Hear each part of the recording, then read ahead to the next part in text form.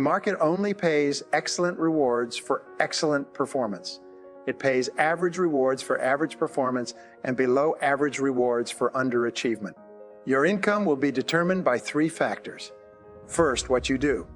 Second, how well you do it. And third, the difficulty of replacing you. One of the qualities of top people is that they decide to pay any price, make any sacrifice, and invest any amount of time necessary to become very, very good in their chosen field. As a result of this decision, they've moved themselves upwards into the income category, where today they earn 3, 4, 5, and 10 times as much as their peers. When I started my sales career many years ago, someone told me about the 80-20 rule as it applied to sales. He said that 20% of the salespeople made 80% of the money. Well, this means that 80% of the salespeople only make 20% of the money, and they have to divide it amongst themselves. At that point, many years ago, I decided that I would prefer to be a member of the top 20% rather than the bottom 80%. Because I grew up with a poor self-image and a low level of self-confidence, it never occurred to me that I could be good at anything. For years, I saw myself as an average or below average performer in any job I worked at. Then one day, everybody who was doing well today was once doing poorly, and even more importantly, it dawned on me that whatever others have done, within reason, I could do as well. In addition, all business skills are learnable. If you're not achieving what others are achieving, it simply means that you have just not learned those skills yet. If you decide to become excellent, to join the top 10% of people in your field, there's nothing on earth that can stop you from getting there except yourself. Will it be easy? Of course not. Everything worthwhile takes a long time and a lot of work to accomplish, but it is possible if you want it badly enough and if you're willing to work long enough. The very fact that hundreds of thousands and even millions of people have gone from the bottom to the top in every field is ample proof that you can do it as well. In most areas of life, it's more hard work and dedication than natural ability and talent that leads to excellence and great success. In an analysis of the members of the Forbes 400, they found that a person who dropped out of high school and who made it into the Forbes 400 was worth, on average, $333 million more than those who had completed college or university. The reason I mention this is because many people feel that if they didn't get good grades in school, they are permanently limited in what they can accomplish later on in life. Remember the question, how do you eat an elephant? And the answer was, 1 bite at a time. You move to the top 1 step, 1 skill, 1 small improvement at a time. The fact is that your current level of knowledge and skill is becoming obsolete at a faster rate today than ever before. The good news is that when you start to aggressively upgrade your knowledge and skills on the road to becoming one of the best people in your field, it will be as if you are in a race and you are the only one who is really running. Meanwhile, most of your competitors are simply strolling along, doing just what they need to do to keep their jobs. Project yourself forward 3 to 5 years and imagine that you are already one of the best, highest paid people in your industry. What would have to have happened? What would you have to have done, learned, or accomplished to reach this point? What skills would you have had to master to lead your field? It's almost inevitable that your career will change continually as you grow and mature. You must be constantly looking down the road and thinking about the skills and competencies you will need to earn the kind of money you want to earn in the years ahead. Your ability to decide what you want to begin and then to persist through all obstacles and difficulties until you achieve your goals is a critical determinant of your success in life. Perhaps the greatest challenge that you'll ever face in life is the conquest of fear and the development of the habit of courage. When you develop the habit of courage and unshakable self-confidence, a whole new world of possibilities opens up for you. Fortunately, the habit of courage can be learned just as any other success skill is learned. The starting point in overcoming fear and developing courage is, first of all, to look at the factors that predispose us toward being afraid. These are, first of all, the fear of failure, which causes us to think, I can't. And second, the fear of rejection, which causes us to think, I have to. Because of these fears, We become preoccupied with the fears of losing our money or our time or our emotional investment in our relationship. Our fears tend to paralyze us, holding us back from taking constructive action in the direction of our dreams and goals. We hesitate, we become indecisive, we procrastinate, we make excuses and find reasons to delay. Fear can be caused by ignorance, limited information. We may be tense and insecure about the outcome of our actions. The very act of gathering more information and experience in a particular area gives us more courage and confidence in that area. Because of your knowledge and experience, you feel completely capable of handling whatever happens. You have no fears. Another factor that causes us fear is illness or fatigue. Sometimes you can totally change your attitude toward yourself and your potential by simply getting a good night's sleep or taking a vacation long enough to completely recharge your mental and emotional batteries. Here's an important point. All intelligent people are afraid of something.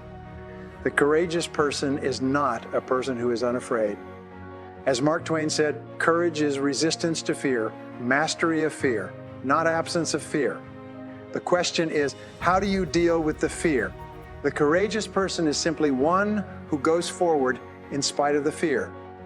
When you confront your fears and move toward what you're afraid of, your fears diminish, while at the same time, your self-esteem and self-confidence increases. However, when you avoid the thing you fear, your fears grow until they begin to control every aspect of your life. Once we recognize the factors that can cause fear, the next step in overcoming fear is to sit down and take the time to objectively identify, define, and analyze your own personal fears. Start with the most common fears. The fears of failure or loss, and the fears of rejection or criticism. Some people, dominated by the fear of failure, invest an enormous amount of energy justifying or covering up their mistakes. They cannot deal with the idea of making a mistake. Others, preoccupied by the fear of rejection, are so sensitive to how they appear to others that they seem to have no ability to take independent action at all. Once you've made a list of every fear that you think may be affecting your thinking and your behavior, organize the items in order of importance with regard to your predominant fear. Write the answers to these 3 questions. Number 1, how does this fear hold me back in life? Number 2, how does this fear help me, or how has it helped me in the past? And number 3, what would be my payoff for eliminating this fear? Some years ago, I went through this exercise, and I concluded that my biggest fear was the fear of poverty. My answer to the first question, how does this fear hold me back, was that it caused me to be anxious about taking risks with money, it caused me to play it safe with regard to employment, and it caused me to choose security over opportunity. My answer to the second question, how does this fear help me, was that in order to escape the fear of poverty, I had developed a habit of working much longer and harder than the average person. The fear of poverty was, in effect, driving me toward financial independence. When I answered the third question, what would be my payoff for overcoming this fear? I immediately saw that I would be willing to take more risks. I could and would start my own business, and I would not be so tense and concerned about spending too much or having too little. You can begin the process of developing courage and eliminating fear by engaging in actions consistent with the behaviors of courage and self-confidence. Here are some of the activities you can practice to develop the habit of courage. The first and perhaps most important kind of courage is the courage to begin, to launch, to step out in faith. Earlier, I mentioned Professor Robert Ronstadt of Babson College, who taught entrepreneurship for many years. He could only find one quality that the successful graduates had in common. It was their willingness to actually start their own businesses, as opposed to continually talking about it. As these individuals moved forward toward their goals, as though proceeding down a corridor, doors opened to them that they would not have seen if they had not been in forward motion. The future belongs to the risk takers, not the security seekers. But the more you seek opportunity, the more likely it is that you will achieve the security that you desire. Whenever you feel fear or anxiety, and you need to bolster your courage to persist in the face of obstacles and setbacks, switch your attention to your goals There's nothing wrong with thoughts of fear as long as you temper them with thoughts of courage and self-reliance. The mastery of fear and the development of courage are essential prerequisites for a happy, successful life. You will set big, challenging, exciting goals, and you will have the confidence of knowing that you can attain them. You will be able to face every situation with calmness and self-assurance, and the key is courage. If learning about success was all that it took to do great things with your life, then your success would be guaranteed.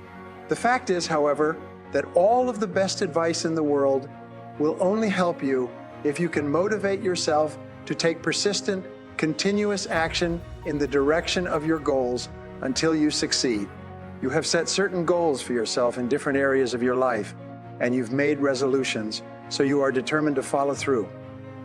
The most important question for your future now is simply, will you do what you have resolved to do? The most important single quality for success is self-discipline.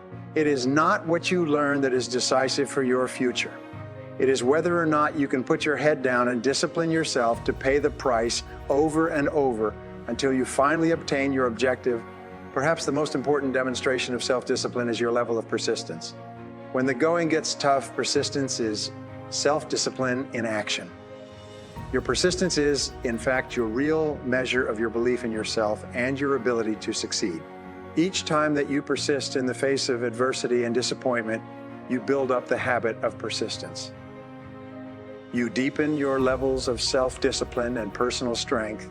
Every great man or woman has had to endure tremendous trials and tribulations before reaching the heights of success and achievement.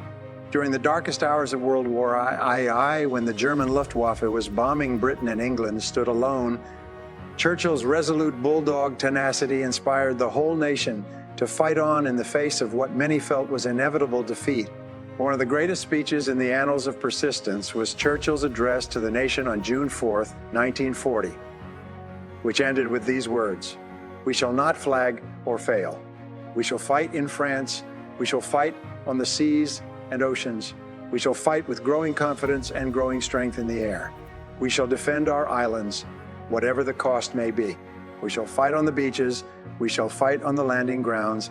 We shall fight in the fields and the streets. We shall fight in the hills. We shall never surrender." Successful business people and entrepreneurs are all characterized by indomitable willpower and unshakable persistence. Confucius said more than 4,000 years ago, our greatest glory is not in never falling, but in rising every time we fall. Successful men and women are hallmarked by their incredible persistence, by their refusal to quit, no matter what the external circumstances. Perhaps your greatest asset is simply your ability to keep at it longer than anyone else. Forbes, the founder of Forbes magazine, who built it into a major publication during the darkest days of the Depression, wrote, "History has demonstrated that the most notable winners usually encountered heartbreaking obstacles before they triumphed. They won because they refused to become discouraged by their defeat." Thomas Edison, the greatest failure and also the greatest success in the history of invention, failed at more experiments than any other inventor of the 20th century. He described his philosophy in these words: "When I have fully decided that a result is worth getting, I go ahead on it and make trial after trial until it comes." Nearly every man who develops an idea works it up to the point where it looks impossible and then gets discouraged. That's not the place to become discouraged. There is an interesting and important paradox in life that you need to be aware of. It is that if you are an intelligent person, you do everything possible to organize your life in such a way that you minimize and avoid adversity and disappointment. All intelligent people, following the path of least resistance to achieve their goals, do everything possible to minimize the number of difficulties and obstacles that they will face in their day-to-day activities. This is the paradox. It's impossible for us to evolve and grow and develop to our full potentials except to the degree to which we face adversity and learn from it. Adversity comes unbidden in spite of our best efforts, and yet without it, we cannot grow into the kind of people who are capable of scaling the heights and achieving great goals. Throughout history, great thinkers have reflected on this paradox and have concluded that adversity is the test that you must pass on the path to accomplishing anything worthwhile. The very best qualities of strength, courage, character, and persistence are brought out in you when you face your greatest challenges and respond to them positively and constructively. The difference between the high achiever and the low achiever is simply that the high achiever utilizes adversity and struggles for growth, while the low achiever allows difficulties and adversity to overwhelm them and leave them discouraged and dejected. If you respond to disappointment by learning the very most from it, and then by putting it behind you and pressing forward, you are very likely to accomplish great things in the course of your life. This is another remarkable discovery. Your greatest successes almost invariably come one step beyond when everything inside of you says to quit. This final act of persistence, which is often called the persistence test, seems to precede great achievements of all kinds. Napoleon Hill, in his classic Think and Grow Rich, wrote, "Before success comes in any man's life, he is sure to meet with much temporary defeat and perhaps some failure. When defeat overtakes a man, the easiest and most logical thing to do is to quit. And that is exactly what the majority of men and women do." Now, here are 3 things you can do immediately to put these ideas into action. First, identify the biggest challenge or problem facing you today on the way to achieving your biggest goal. Imagine that this problem has been sent to test your resolve and desire, and decide that you will never give up. Second, look into every problem, difficulty, obstacle, or setback for the seed of an equal or greater benefit or opportunity. You will always find something that can help you. And third, in every situation, resolve to be solution-oriented and action. Oriented and action. Oriented and action. Think always in terms of the things you can do right now to solve your problems or achieve your goals, and then get started. Never give up.